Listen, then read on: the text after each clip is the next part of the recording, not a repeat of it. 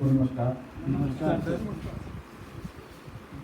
आज मैंने 6 कक्षाओं में निरीक्षण किया और पहली कक्षा थी क्लास 11 हिंदी का क्लास था।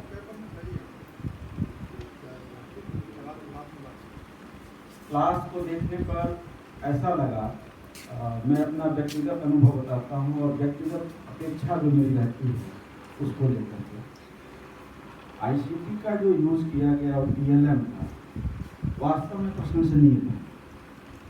प्रशंसनीय इसलिए कि आईसीटी का मिसयूज होता है अधिकतर जगहों पर। सही तरीके से सदुपयोग किया है, जहाँ आवश्यकता है वहाँ प्रयोग किए हैं और फिर अगर दूसरे टीएलएम की आवश्यकता है तो उसका भी प्रयोग करिए। आवश्यकता है ब्लैक बोर्ड की, उसका भी यूज़ कर लिया। एक्सप्लेन करना है उसका भी यूज़ कर लिया। विद्यार्थी को अगर व्यक्तिगत कुछ आवश्यकता महसूस हो रही है उसका भी निराकरण कर दिया। केवल प्रोजेक्टर चला करके छोड़ देना ये आईसीटी का मिसयूज मैं मानता हूँ। लेकिन सर ने बहुत अच्छे तरीके से आईपैड की सहायता से प्रोजेक्टर और चार्ट भी बना करके सर ले गए थे और बहुत अच्छे से क्लास में उन्होंने पढ़ाया। हम लोग बात करते हैं कि दूसरे विषयों से जोड़ना, क्लासरूम की बाहर की गतिविधियों से पाठ को जोड़ना, वो भी बहुत सुंदर तरीके से किया है। कहने का मतलब ये है कि पूरी प्लानिंग के साथ सर आज क्लास में गए थे और जैसा इन्होंने चाहा वैसा क्लास रन की। कोई भी बच्चा सर उठाने की या बगल में झांकने की स्थिति तक में नहीं था कि इनसे ध्यान बच्चे का खींच जाए, अलग हो। मुझे लगता है कि इतनी बढ़िया क्लास मैंने पहली बार देखी। मैं चाहूँगा कि हम लोग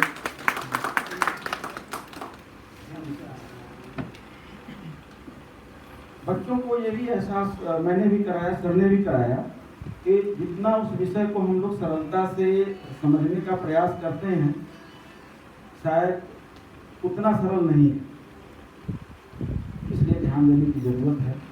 कुछ जो व्यक्तिगत सुझाव थे मैंने सर को बता दिया, लेकिन सर के पढ़ाने के तरीके से और हिंदी की क्लास में रोचकता को बनाए रखना हिंदी भाषी क्षेत्र में वास्तव में कई बार मुश्किल काम होता है, लेकिन सर ने बहुत बखूबी इस काम को अंजाम दिया।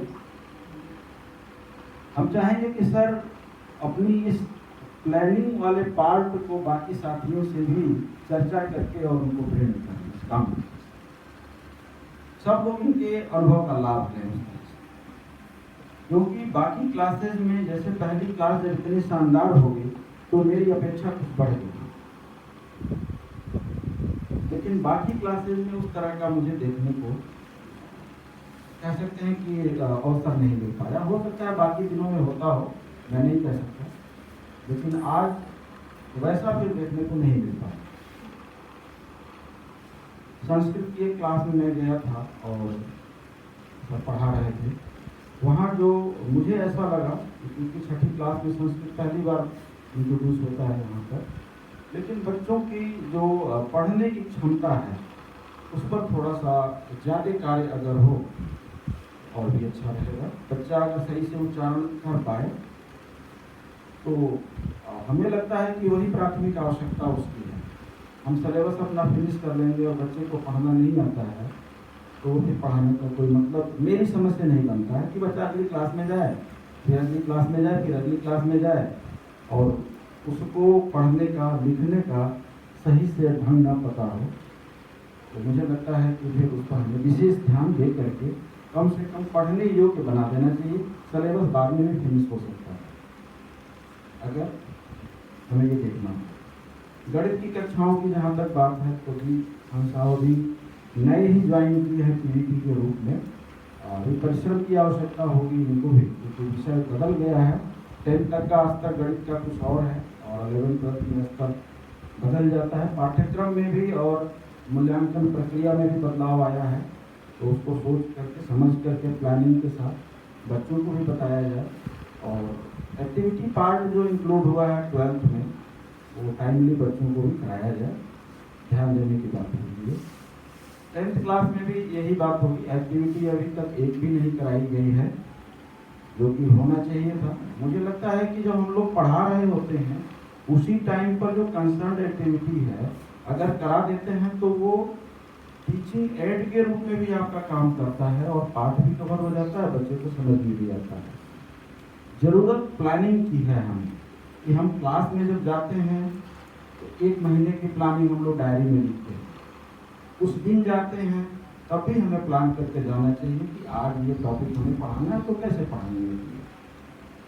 ये चीज़ें थोड़ी सी आवश्यक है। करेक्शन वर्क मैथमेटिक्स में बहुत होता है, लेकिन संयोग की बात होती है बहुत बार। मैंने सर से भी चर्चा की कि जहाँ निशान सही का हम लगाते हैं गलती वही आसपास मिलती है। ये स्थिति बड़ी विचित्र सी हो जाती है। पिछले साल भी शायद मैंने इस बात का जिक्र किया होगा, इस तरह से इवैल्यूएशन या करेक्शन नहीं किया जाए कॉपी का तो बेहतर है, क्योंकि बच्चे का मस्तिष्क आज भी समाज में कितना भी परिवर्तन आया हो, टीचर की प्रासंगिकता को समाज कम नहीं कर पाया है और बच्चे के मन में जो भाव है टीचर को लेकर के उसको भी कोई कम नहीं कर पाया है।